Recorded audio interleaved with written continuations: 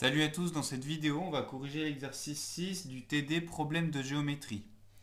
Donc dans cet exercice, on nous donnait les coordonnées de 3 points A, B et C.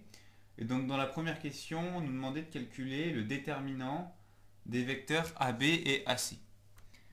Donc pour cela, pour appliquer notre formule de déterminant, il faut nous qu'on connaisse les coordonnées du vecteur AB et les coordonnées du vecteur AC.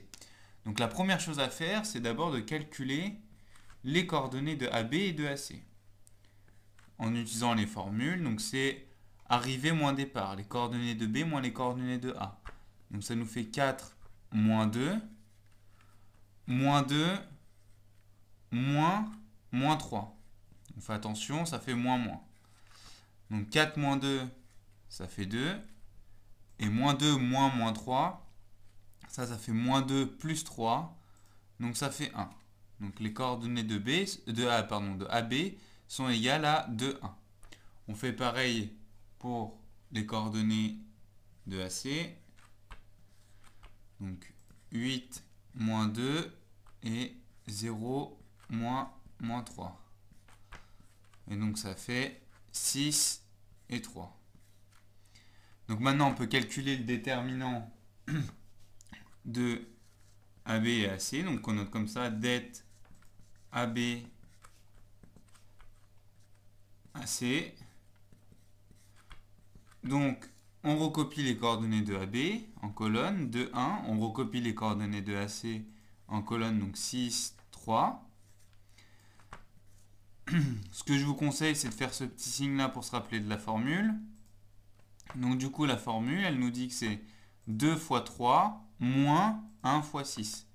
Donc ça nous fait 2 fois 3 moins 1 fois 6. 2 fois 3, eh bien ça fait 6. Moins 6 du coup. Et donc le déterminant de AB et de AC est égal à 0. Donc maintenant, dans la deuxième question, on nous demandait que peut-on en déduire sur ces vecteurs. Et bien vu que leur déterminant est nul, ça on a vu dans le cours, ça veut dire que ces vecteurs sont collinéaires. Donc comme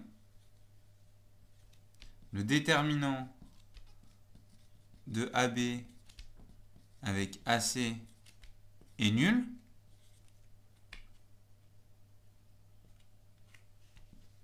eh bien les vecteurs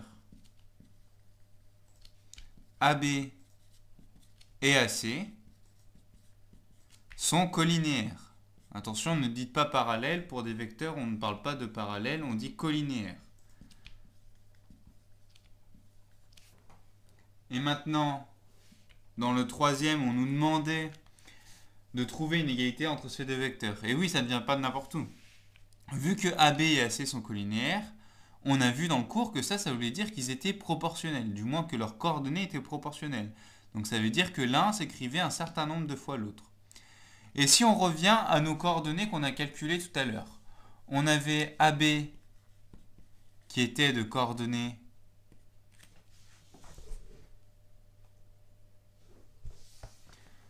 de 1 et AC de coordonnées 6, 3.